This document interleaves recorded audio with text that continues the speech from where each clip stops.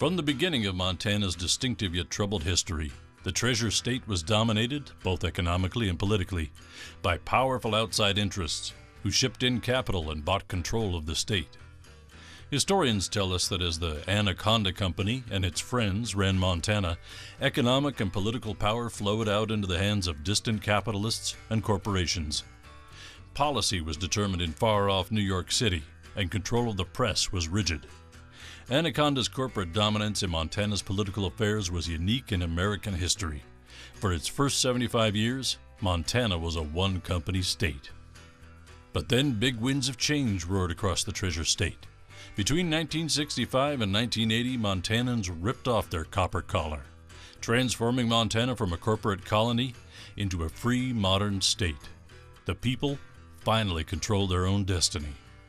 The pitched battle between the people and the established power structure was not easily won, but fired in a crucible of change. A new Montana was born. Join Evan Barrett and real history makers of the time as they shine a light on this remarkable era.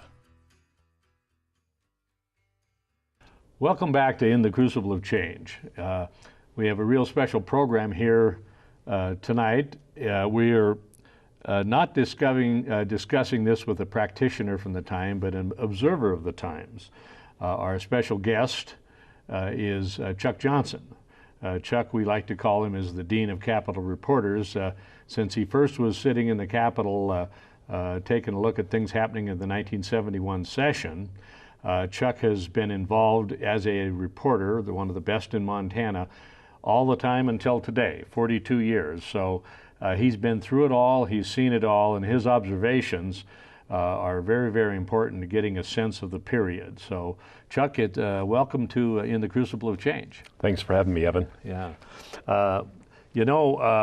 When you first went to work in this period, remembering we're talking about that magnificent change that took place between 1965 and 1980, progressive change that really reshaped the state of Montana, you went to the legislature in '71, and you were an intern at the time, but you were specifically covering a couple major issues on behalf of your mentor at the University of Montana. Can you tell us a little bit about what your mission was and how it all got started? Yes, my mentor was Ellis Waldron, a longtime political science professor at the university, and there were 4 of us interns, and he assigned us each a topic to follow during the session and even before the session, and then write a paper on it afterwards. And I originally was going to do redistricting, which I thought would be very interesting given the history of it. But then he said, no, I think you ought to look at executive reorganization. And to be honest, I was a little disappointed, and I still kind of peeked around at the redistricting just because it was interesting. But I'm glad I covered what I did. And I went to all the hearings, I listened to all the debates, I took notes, I gathered materials, and then went back and wrote a pretty lengthy paper on it all afterwards. What I want to know about that paper is this. Did you get an A? I did. For length, maybe, more than anything. Well, actually, though, that is one of the most thorough and accurate contemporaneous report on that major activity that was done. You know, when newspapers, it's always got to be abbreviated and shortened up. There were no formal reports by the government that followed other than the implementation. So your report stands out as something very, very important, and it kind of resurfaced a couple years ago when you reminded me of it in the governor's office, and so I got it and copied a few extra copies, and we've circulated it around because it really tells the story from a very objective way and very thoroughly. I compliment you on the effort, but it's a very important document. Well, thanks, Evan. It was fascinating to cover because the whole of state government got changed by this effort to reorganize, and it was highly controversial. And there was some doubt whether it would even pass because all the affected agencies generally were against it, and all the interest groups that were served by these various boards and bureaus stood against it as well. So it was a real challenge to get it through, but in the end it passed in a bipartisan fashion through the House and Senate, and Governor Anderson signed it into law, and it was his baby. There was there was, it was his singular achievement, I think, the passage of executive reorganization. You know, he always thought that that was the biggest thing that he did, and if he did nothing else, even if it didn't help him, I think Alec Hansen reported that on one of our previous programs, was that even if it didn't help him immediately, it would help all future governors in terms of having those lines of authority and responsibility. How did you see portrayed the condition of state government before that happened? What was the challenge there? It was the way I think a lot of state governments were originally set up, and they didn't trust authority or want direct responsibility, so they had all these boards and commissions and bureaus, and the way it worked for most state agencies, I think at the time, was the governor would appoint a board, and the governor didn't get control of that board. They were usually 7-person boards, and the governor put a person on every year. So a governor didn't get control of the board until his 4th year in office. And I believe it was these boards in general that picked the director.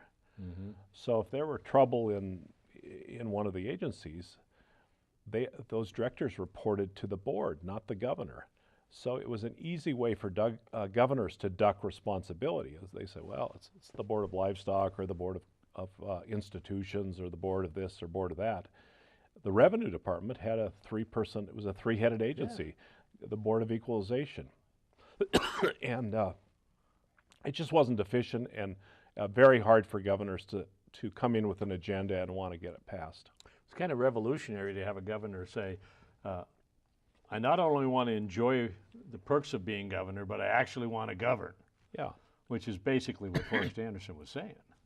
It's like the federal government. You have an executive, the president or the governor, a straight line down to the department, whether it's state or commerce or agriculture. One of the things that I guess I would submit, and we've discussed it in other programs, is that in addition to the people who were in the departments or were on the boards, who certainly didn't want their life upset by doing anything differently, which is kind of a natural thing, but they were always standing in opposition to the change.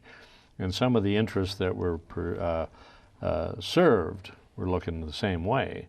But the case has been made that, in fact, a government executive branch that was not managed well for purposes by elected officials meant the state was more easily dominated by the special interests of the state, that they in fact could prevail, their will could be carried out a lot better when you had a weak executive branch and what was at that time, even prior to that, a weak legislative branch. Without modernization, that those two things made it easy for people like the Anaconda Company and the other, whatever you might call the special interests of the state, to actually, get their way. I would agree. You had a weak legislature, which was one that was pretty easily lobbied, and you had a weak executive, and so who's in charge? Yeah, who's in charge? And it was a governor that maybe functioned well in times when there wasn't much going on, but as we entered the 1970s, I mean, Montana's population was growing. We had a lot of change. We had the environmental movement, the women's movement. We had coal being mined out in eastern Montana. I mean, it just wasn't efficient to run this creaky old system like we'd had in the 20s. Yeah. So looking at that, they had 6 hearings at night. Everyone lined up to say what a wonderful idea this was, I presume. Oh no, it was widely condemned by the boards and bureaus, and widely condemned by the industries that were regulated by these boards and bureaus. There was little support except from groups like maybe the League of Women Voters. Yeah. It was, nobody liked change. Well, I guess that's a human condition. However, again, in one of our programs that focused on executive reorganization, I know Representative Tom Harrison, who was on the commission and then later carried one of the bills to get it implemented, made the point that the legislators looked up and saw this opposition and thought to themselves, well, what do we expect? Yeah. And they eventually kind of dismissed all that negativity and said, obviously this is going to get done. But one of the reasons that happened was that constitutional amendment in 1970, and you reflected on that in your paper, the impact of the 2020 amendment on the reorg process. Yeah, it was a constitutional amendment that was passed pretty wide margin, and they came up with this 20's plenty, which was a nifty slogan that said, hey, that's all we need, and you can throw all these squares and rectangles and circles within the confines of the 20 departments. What happened at the hearings was interesting. Probably the most strenuous opposition that carried the most sway came from the cattle industry, the Montana stock growers. And they were able to keep the livestock department the same way it was probably run since the beginning of the state. The board runs the department, the board picks the director, they call it the executive officer. I think fair to say it maybe hasn't been one of the best run departments in state government over time, with some exceptions. They've had some good directors. There was an effort by environmental groups to do the same with the Department of Fish and Game. And there was an ongoing political feud between the director, Frank Dunkel, who was kind of a hero to environmentalists at that time, and the Anderson administration. And in that case, they turned down that. It kind of looked as if Forrest said, I'm going to give you one to the stock growers in hopes that it'd get the bill through. He did. But I'm not giving in on this fish and game thing. He didn't yield on the fish and game thing. And the interesting thing is, a few years later, maybe 8 years later, I guess, Dunkel was the regional EPA director down in Denver in the Reagan administration. And I think fair to say the environmentalists thought him as not such a friend then. He was working for Jim Watt and the Reagan folks. Yeah. Now, also in the and again, I think that we have digitized your report, and it's going to be available online through all the libraries in Montana. So your report's going to get much wider recognition now. But in addition to this reorganization, the other big ticket item in the 71 legislature was the sales tax, which, as I recall, caused them to go through the regular session, the 60 days, and 2 additional special sessions, and summit committees and foothills committees and God knows what, until they finally resolved in terms of putting it on the ballot. What were your reflections on what happened in the legislature on the sales tax, and then we'll talk a little bit about what happened afterwards. Yeah, Montana had a revenue crisis at the time, and there was already a 40% surtax on income taxes. And the Republicans wanted to get rid of the surtax and add a sales tax, 2% sales tax. And there was a strong battle between 2 extremely strong leaders, Governor Anderson and the Speaker of the House, Jim Lucas, a powerful Republican representative from Miles City, and often thought to be, a potential governor candidate. And they had a number of battles, and they finally decided, let's give the voters a choice. There was going to be this special election in November anyway for Constitutional Convention delegates, so they put it on as a referendum. And again, my recollection was that there was a 40% income tax surcharge, or the alternative was a 2% sales tax and a 10% surcharge. Lowering the surtax to 10. And that's what unlike today, you could have an either-or choice in those days on the ballot. That's right. Yeah. And so you had this election in November anyway, so let's settle it there. Piggyback them. Yeah. And then we got into the politics of selling the sales tax politics, which we've discussed in some other programs. But it was obviously a tough sale for Montana. It was obviously a corporate-backed effort that, one of your compatriots, Dan Foley, had a lot to do with exposing who was putting the money behind the sales tax, as I recall. There were two groups. Cost was the against sales tax group. And Citizens Opposed to Sales Tax. Yep. Yeah. And then there was the SOS, Save Our State. Yeah. And that was an interesting story in that I believe the Harry Billings, and Right. as part of cost, went to court to say, let's see their records. We didn't have the same laws making those records available now. And the guy who was the treasurer for Ken Nybo. Ken Nybo, I was wondering. Ken Nybo, yeah.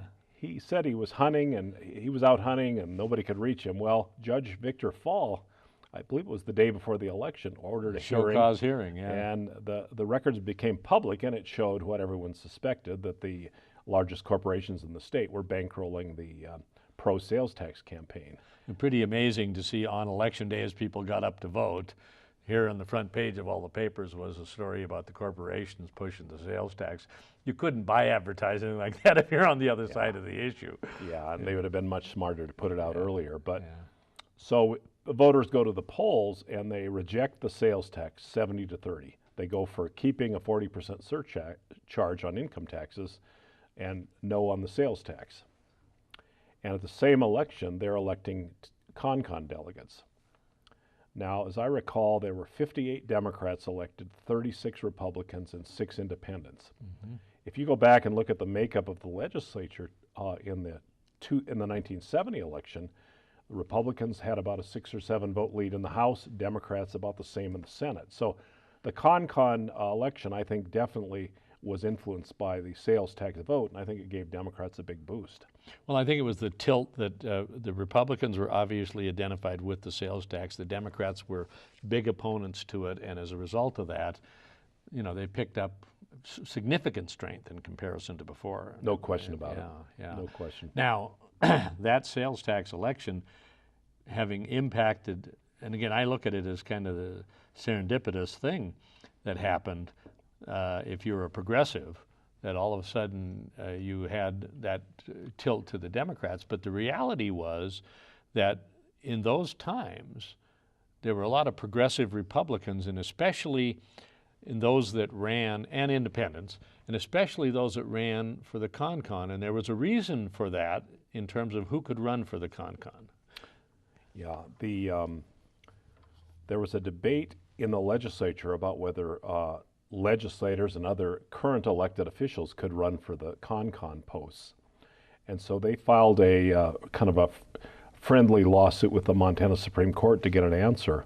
And in the legislature of 71, the court said, no, you can't run if you're already holding another job. You'd be holding 2 offices at once. And I think the legislature was very disappointed. Legislators wanted to run for con the off year. And so they were not happy with that decision. But that was another key to me why the con did so well. Because of that, it wasn't round up the usual suspects. Now, there were about a third of them were former legislators, or maybe a quarter of them were former legislators, but couldn't be any sitting legislators. So it took it kind of out of the realm of everyday politics into maybe where it should have been, which is thinking about the long-term structure of Montana and how it should work. That's right, Evan. I mean, you got people like one guy was a beekeeper. You got a Catholic priest, a Methodist minister, a congregational minister. You got... So we had God on our side when we wrote our Constitution. Yeah. Well, George Harper was the Methodist priest, and he came up with the slogan. He said what became the slogan on the bumper stickers, praise the Lord and pass the Constitution. Yeah. But you had a really interesting mix of people from all over the state. Some were legislators, some were former legislators, some had been county commissioners or mayors. You also had, I think, 19 women. Yeah. And in the in the 1971 legislature, there were 2 women out of the whole legislature. Dorothy Bradley was a freshman in the House, and Toni Roselle was a longtime senator in the Senate. 1 Democrat, 1 Republican woman. And if you go back in through the early part of the 60s, into the 60s, and I've looked at that, there was another Republican woman somewhere in there, but it was pretty lean pickings when it came to women. And a case can be made that the doors were blasted open for women's participation at the electoral level by the con. I don't think there's any question about that. And it might be worth now talking about the role of the League of Women Voters. Mm-hmm. It was a very significant group then, probably more than now, and they were among the leading advocates for a new constitution, and I think for executive reorganization. And they were really played a key role, and a couple of the key people that lobbied at the legislature became delegates. Dorothy Eck of Bozeman and Daphne Bugbee of Missoula both became delegates, and they'd play a very key role as lobbyists. Well, you know, we're lucky enough to still have Dorothy Eck, who will appear on one or two of our programs in this series. We don't have Daphne around anymore, like so many of the Constitutional Convention delegates. Every year we have a reunion, and the rooms get smaller.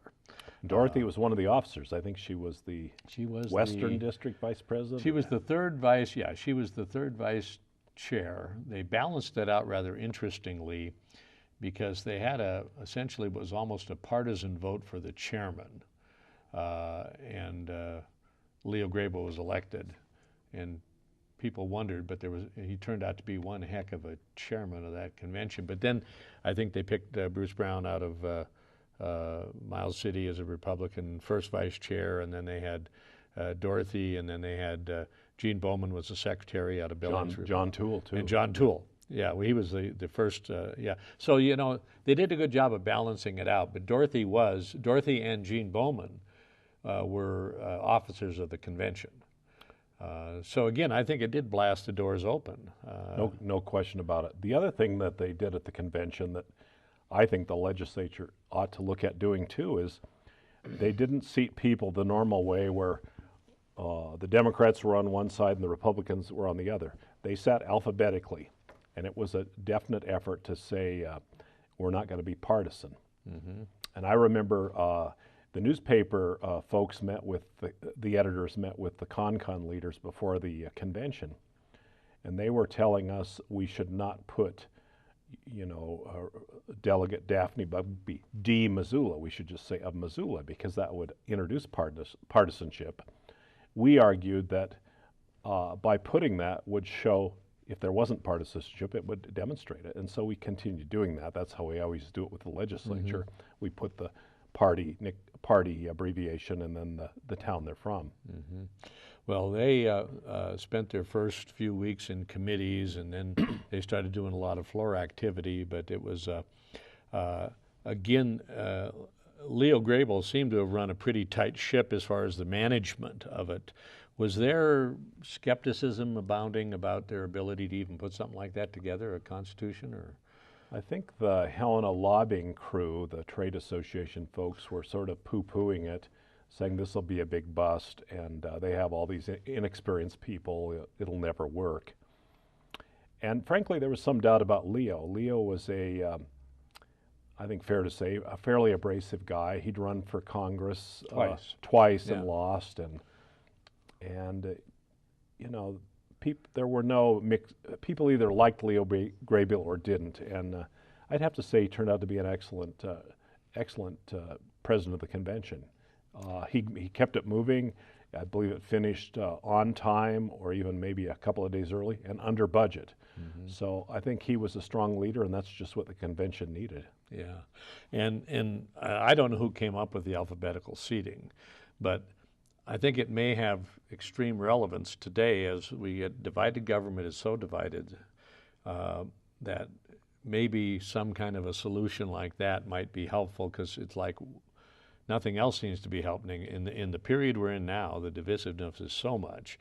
And it certainly was a divided political arena back then. I mean, the Democrats and Republicans were like cats and dogs, but nonetheless, when they sat together like that, whether it was the mission itself or whether it was the seating was a big part of it, they were forced to work together.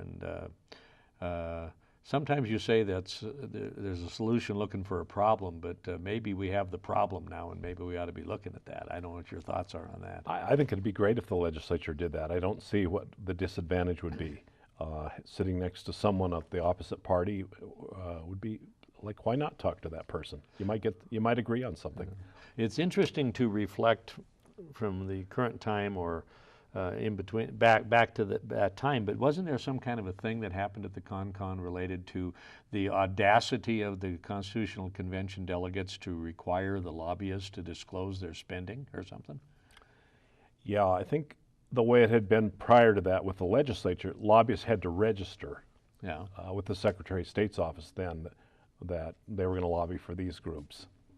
But at the Con, they followed what a number of states had done and said, okay, you not only register, but you file a monthly report and say how much you spent lobbying. And there was great criticism of that by the lobbying groups, but they did it, you know. Well, they had to. And it took another 8 years to get the legislature to pass that, and it only passed because of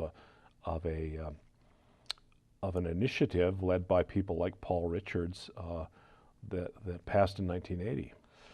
You know, it is the pervasive influence of the lobbying crew, whether it's on K Street in D.C. or sitting between the two chambers on soft benches in Helena. There's no way you can underestimate the impact of those folks who are sitting there day in and day out during the session. And it was interesting to have them take that role. I think the Con showed a forward-looking approach on many things like that. You know, now the Constitutional Convention wrapped up. I want to talk about a couple of provisions that relate to the press, and then we'll go into the election. But one of the things which, since you're a member of the press, that may be of some great import in that Constitution is the openness, the transparency, the open meetings, open records type of provisions that are in the Constitution. Can you reflect on that a bit? They added a provision that says something to the effect that all meetings shall be open and all documents are open unless the right to individual privacy clearly exceeds the merits of public disclosure. That was added late in the convention, and the news media lobbyists strongly opposed it. They felt it would lead to chaos, that it would lead to many lawsuits. And I remember the Billings Gazette ran a front page editorial saying, if they kept this in the convention, we're not going to support the document. They weren't opposing the openness, they were opposing the balancing act. Yeah. You got to see if it offsets the privacy right. And because we had such a very strong privacy right in the Montana new Constitution too. I think we were the first state constitution to have an explicit right of privacy, and I still think some have an implied one, but ours is explicit. Yeah. So it ended up in there, however, but as a result of that, would you say that the new Constitution, as it's played out and as the implementing legislation took place, has really helped with the public being involved and more knowledgeable of what's going on? I think so. I think it has led to many lawsuits, and I think media groups have won the majority of them. But I think some groups get tired of having to sue all the time. Yeah. And we've seen some kind of shenanigans where the Montana School Boards Association, there's another law in place that if a group or a citizen goes to court over a right to know provision and prevails against a government agency, the person can ask the court to have his or her legal fees paid. Mm-hmm. And school boards were prime offenders. And, where a school board would meet at somebody's house before the meeting and figure it all out and go through the motions at the meeting. In the last 5 or 10 years, maybe 5 years, school boards will turn around before that lawsuit is filed and file one against the media group that's planning to sue to prevent that fee getting paid. So just a technical way to avoid the fee. Yeah. Well, you never know about that. But there've been a number of documents that have come out over the years that I think we would not have got otherwise.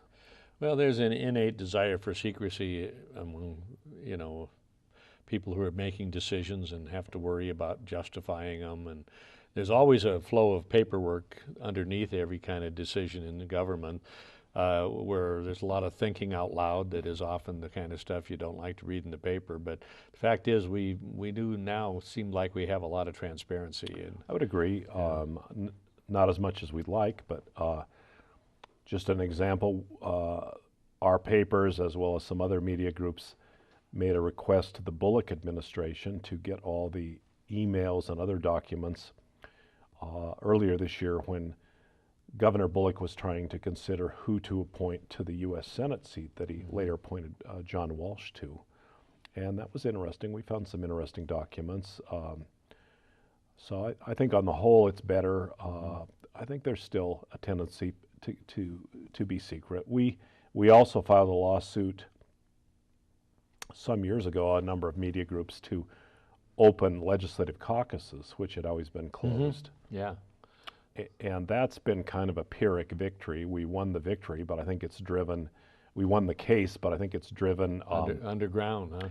They meet other places, but there have been a couple key times when we've been in there and gotten some really significant things, like the time that, what's his name from Billings flamed out? that was the one I was thinking about. His name was Mike Lang, and he was the majority leader of the House. Yeah. But yeah, so I think the openness is a big part of the Constitution, and I think they set the tone at the Constitutional Convention. Yeah. Now, some other things in the Constitution, in terms of women, had this great representation of women who played big roles in it, in the Constitution itself and its promotion. And then there were good provisions in the Constitution about equality that are very important. So can you reflect on that in relationship to what was the rather rapid evolution of the women's movement politically in Montana at that time? I think the women's movement was occurring at the same time, and we have a strong human rights provision. You know, some people might have, some people at the time said we had a stronger one than was proposed in the federal ERA, which Montana ratified, but it's never taken effect. And important to remember, too, one of the speakers at the convention was Jeanette Rankin, the first woman elected to Congress and twice elected to Congress from Montana. The delegates tried to bring in prominent people to offer their thoughts, and Charles Lindbergh came to speak. Jeanette Rankin. Two people who opposed World War II, interestingly. That's right. You know. But and there were some others, I think, that came, and it had just had a feeling different than the legislature. It was like, we're here for serious business, and we want to hear from the people. And they put all their bills out, their proposals out, and they also invited the public to offer their ideas. And so each committee then took up the public ideas, and I think incorporated some of them in what they ultimately adopted. Well, I suppose that's basically what it should have been about, which is they were and the fact that they weren't there representing their parties or anything like that, but or their special interest group for that matter. The breakout was kind of interesting. Now it passed. I mean, it was written up, and it was signed by all the delegates. Although a number of them said, "I'm going to sign it." Yeah. But I may not support it. I think about 10 or 15 ultimately campaigned against it. Uh-huh. And it passed by the skin of its teeth. You know, very, very small majority, slight majority. It passed by. You know, my recollection was that 10 counties voted in favor of it, and 46 counties voted against it, but there was enough of a majority in the 10 counties to carry the day. And these were, I believe, most of the urban counties. Urban counties. There was a significant urban-rural split on that vote. Now, the Constitutional Convention allocated, I think they had some money, and they allocated $45,000 to promote the Constitution. And but they wanted to do it. Somebody filed a lawsuit to stop them from doing that? Yeah, I think it was the Montana Taxpayers Association and some other business groups went directly to the Supreme Court and said they can't spend public money on an educational campaign. And the Supreme Court agreed. Which is really, by the way, kind of interesting, since just only 2 years before, in the 1970 ballot, there was money spent to put out the 20s plenty message. Yeah. So and I think it was a split decision by the court. And Leo Graybill was speaking somewhere a day or so after that decision and criticized the decision. And they hauled him before the court with a threat of contempt. Yeah. So he had to kind of make up to the court, but it was seen as a pretty outrageous move.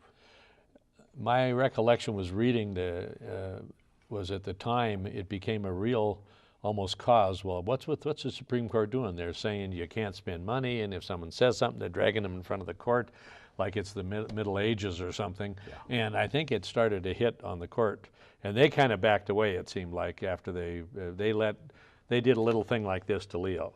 Okay, because I think they were afraid to go too hard on him. As I recall, Evan, they got blasted by the newspaper editorials and widely condemned around the state for basically interfering with his free speech rights. Yeah. So meanwhile, of course, I think a private group was formed and ginned up about $10,000 to spend on that campaign. And I think, did they operate out of the Colonial Inn or something? It's interesting. Betty Babcock, the former First Lady, and her husband Tim Babcock, the former governor, owned the Colonial Inn at the time. And Betty said, well, we'll just open an office here. I don't know if Tim necessarily agreed, but the joke was always that maybe their votes split on the con. But Betty donated office space, a copier machine, and all that.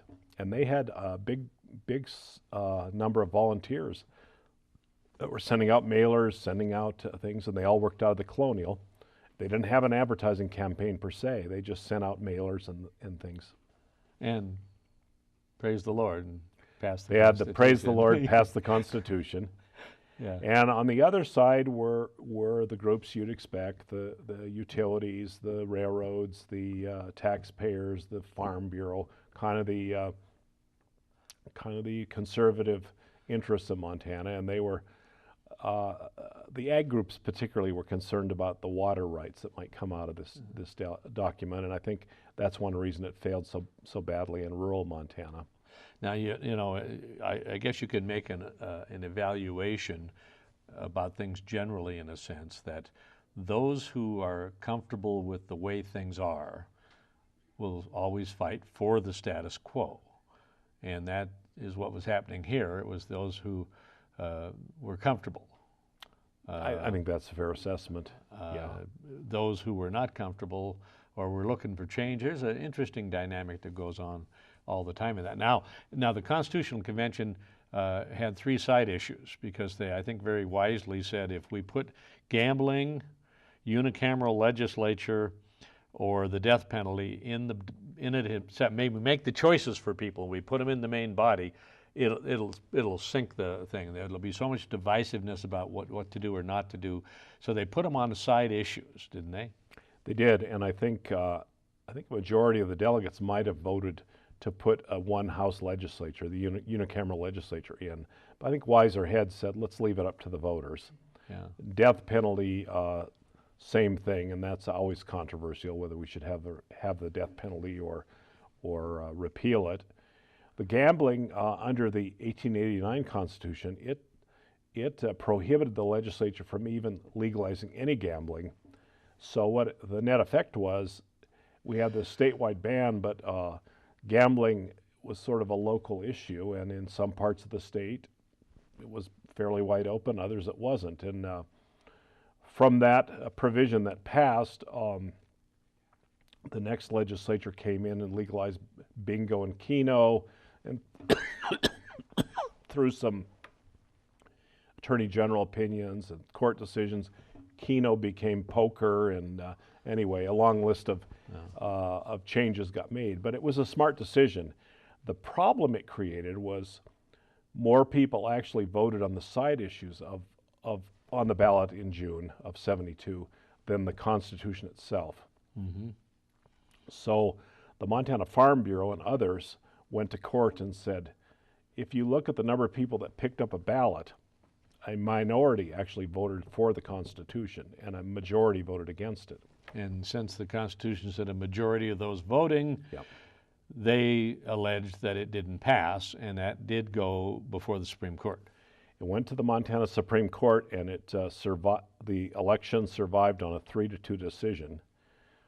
And then it went, the Farm Bureau and others went to the U.S. District Court to challenge that, to appeal that, and it failed. But you know, it was a legitimate point they were making. Although, and you know, some places like Silver Bow County, they voted against the Constitutional Convention, against the new Constitution, but for the gambling provision.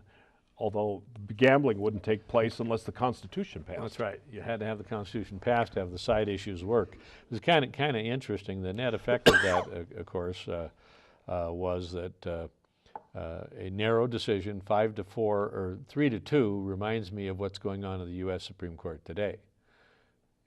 Almost every significant decision that's divisive at all is 5-4.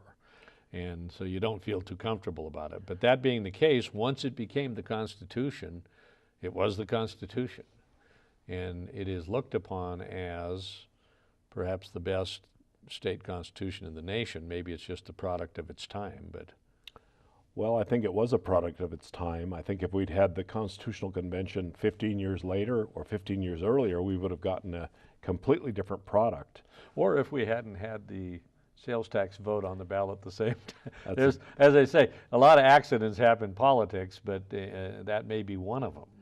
Yeah, and I think a lot of the credit goes to the delegates that they got a lot of flack from the powers that be, the current legislators at the time, people saying you couldn't get it done, and they got it done, and they did it in time and under budget. Well, remember that the theme of this series, In the Crucible of Change, is in fact that of the people wresting power away from the powerful and empowering themselves somewhat. And the Constitution was clearly the fulcrum upon which a lot of that stuff was balanced and tilted. I would agree, Evan, and they made wholesale changes in state government. The Bill of Rights was expanded. There's a provision that didn't get actually implemented till 6-7 years ago, but it was the right of that everyone in Montana schools should learn about our Indian heritage. It wasn't funded until like 6 or 8 years ago. Mm-hmm. So that was, I think, the last provision to be funded, and it was like, yeah, we'll have Indian education, we just won't fund it. Yeah. And now every student in Montana schools, from start to finish, learns about our ancestors. I worked with Governor Schweitzer at the time when he proposed that we really actually do what we said we were going to do. And that was, I think, a very proud moment that we were, in terms of who we were doing it with and for, but also that to actually ignore a provision of a constitution seems to be for political convenience or whatever, or maybe philosophical convenience, who knows. It's nice to have something like that come to fruition finally. I would agree. The other thing it did, it actually puts a measure on the ballot every 20 years on whether Montanans want to call another constitutional convention to go through the process again. We just had that. We just had it. It's been on there. Twice. That would be twice, the second I think. time. Yeah. And I don't remember what the vote, but I suspect it was fairly overwhelmingly against it. In fact, I may have voted against it. In fact, I think I did vote against it. Now, the other thing the local government review is a 10-year thing, and one of the things that was interesting was the opportunities that were presented in empowerment of local government, which was is a creature of state government. Yeah, and through that, I think Butte and Silver Bow County became a consolidated government, as well as Deer Lodge County and Anaconda, the only two in the state. Mm-hmm. And I think it's proven pretty successful in both of those areas. The Constitution also gave, for the first time, the right of citizens to do initiatives to amend the Constitution. They could do initiatives to change law, but this gave them the right to do initiatives to amend our Constitution. Mm-hmm. So it was a people-oriented process that really restored a lot of power to the people, or gave it to them for the first time. So suddenly we have the executive branch reorganized. We have settled the sales tax issue for a significant number of years. We have a new constitution. We're faced, while the Constitution was being drafted, we were choosing a new governor. It kind of just happened. It was very important to all those playing, but while it was going on, we ended up in the fall of 1972 with Tom Judge, former lieutenant governor, running against State Senator Ed Smith, and Tom Judge won a fairly comfortable victory and became the new governor. And it was remembering that Forrest was the first Democratic governor, one term only, selected after 16 years of Republican governors.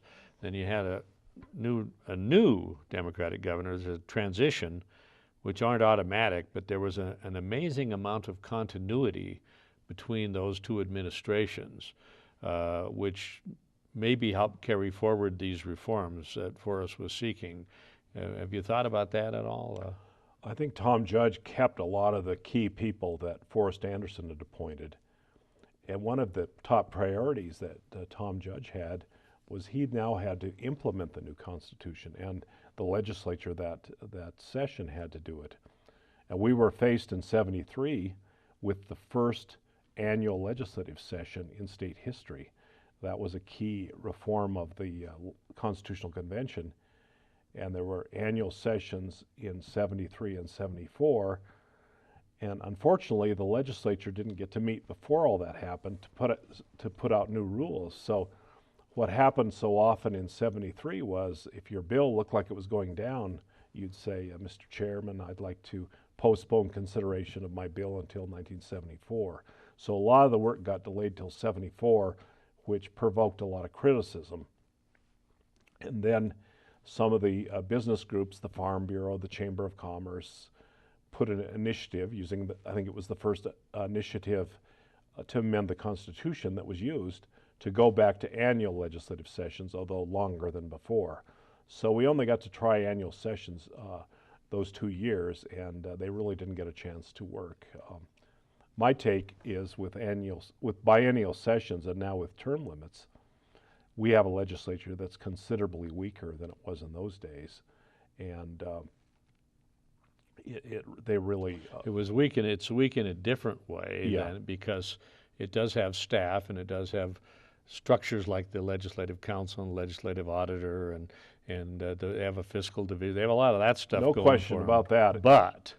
But they're meeting every 2 years in a modern day. Yeah, they do have a great legislative staff with top-level researchers and attorneys, auditors. Mm-hmm.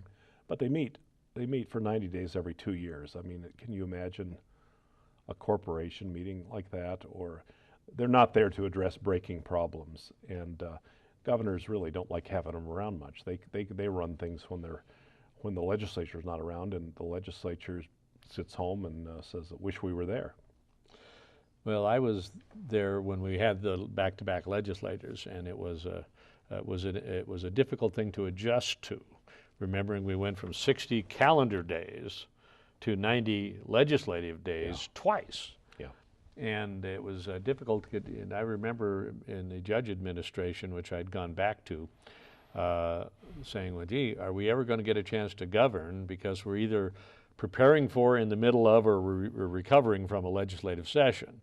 That being said, I mean, the vote was fairly overwhelmingly to go back to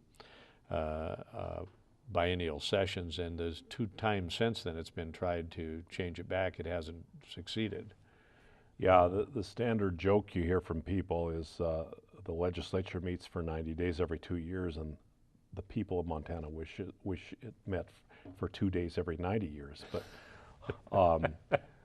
I think the legislature in the current position is a weakened branch with that, and also term limits, despite having an excellent staff.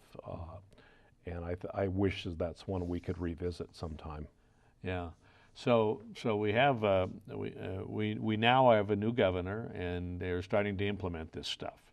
And so things like open meetings, for example, I mean, the general language in the Constitution doesn't take you anywhere. You got to have specifics to guide you. In addition, the same thing with executive reorganization. Even when the department structure was put in place in '71, there was a lot of things that underneath that had to keep being implemented, you know, rules and regulations and processes and everything else. What was your reflections looking back on it as a young reporter about that time? What reflections do you have in terms of its impact, how difficult or easy it was? Or? Well, there was an enormous amount of work to do. I mean, just things like changing the name from the Board of Equalization to the Revenue Department. You know, hundreds of changes of names in state law, and so lots of sort of procedural changes, but also some significant ones to implement the provisions. It created one of the things it did is directed the creation of a consumer counsel office. That had to be implemented in law. It created it gave constitutional autonomy to the university system through the Board of Regents. All that had to be implemented in law. And so this is in addition to all the normal things that come before the legislature. So there was a lot of legislation to be written and implemented. And I think, fair to say, the legislature and the judge administration were drinking water through a fire hose. I mean, it was just hundreds of bills that had to be put into place. And you're probably good there were the 2 years to do it. And, you know, but eventually it got done, some of it faster than others. And then we had this new government in place, and people were getting used to it, and used to open meetings, used to the university system having a constitutional autonomy. I remember when they asked the legislature for a lump sum budget.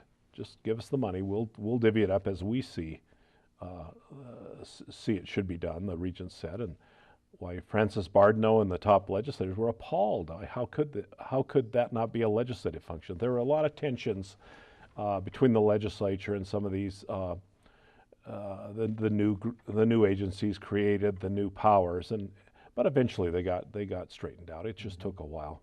Now, your reflections on Forrest Anderson are predominantly driven by your singular experience in '71, and you were not really heavily involved beyond that before he suddenly wasn't there.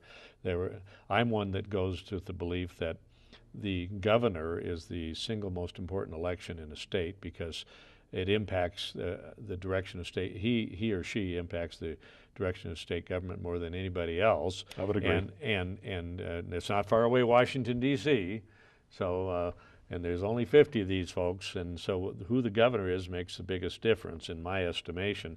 And so we had Forrest, and then we had, in this period of change, we had 2 terms with Tom Judge. Can you give whatever reflections you might have on Forrest as you knew him or had it reported to you, and then your reflections on Tom Judge's, particularly in the implementation of all this stuff? You know, Well, Forrest Anderson, and I interviewed him a few times after he was governor and watched him in action as a legislative intern. He was a tough customer. I mean, he was probably the most qualified governor in state history. Amazing resume, yeah. Yeah, he'd been a legislator, a county attorney, a Supreme Court justice, and attorney general before he was governor. He was a hands-on operator, not much into the PR. He just did what he thought was needed. Tom Judge, on the other hand. You could tell that when he went to Miles City and said farmers and ranchers don't pay their taxes. You remember that? He was, I think, without question, the best qualified governor we'd ever had in terms of his background. Tom Judge came up from the legislature. Tom Judge was also a public relations man, had an agency, and was much better at the public relations. Tom was also the youngest governor in state history. Tom was probably the governor who, I think, sort of brought government to the people. He'd have meetings out in the state with people in Billings and Havre and Bozeman. Tom was kind of a young Kennedy-esque governor in his own way. I don't know that Tom was interested in all the details as much as someone like Forrest Anderson was. I think he was more interested than the big picture, than kind of what made it all work. But he had pretty capable people around him, top to bottom. I would have to say that 80%, I'm pulling that number out of the air, but I feel comfortable with it. Probably 80% of the leadership of the Anderson administration in terms of department heads and other key administrators were retained by Governor Judge, so he certainly wasn't trying to start from ground zero. No, and that was a smart move. And they had to implement, they had to put in place all these new departments. And provisions of the Constitution. So he did have an enormous number of people that had served under Governor Anderson. Mm-hmm. Now, again, looking at this thematically, Chuck, that the period of change that took place here was progressive change, and it was predominantly an empowerment of people in one way or another, as compared to the previous power structure of Montana, which was clearly, we were almost a colony of the Anaconda Company. Unlike any other state in the nation, they were so dominant compared for 75 years. One, could you just quickly reflect, and then we'll be wrapping, just quickly reflect on the empowerment of people and whether you thought that really occurred? Oh, no question about it. And he was responsive to the environmental movement that wanted to regulate the strip mining of coal, to put in the coal severance tax, so that some of the proceeds remained in Montana. It didn't just get sent out of state as it did with the copper mine. We had the Human Rights Commission was created under Tom Judge, again implementing the Constitution. Workers gained the right, state employees gained the right to collectively bargain for the first time. That was implemented under Tom Judge. Over and over again, you saw that kind of thing happening. And it didn't happen all at once, but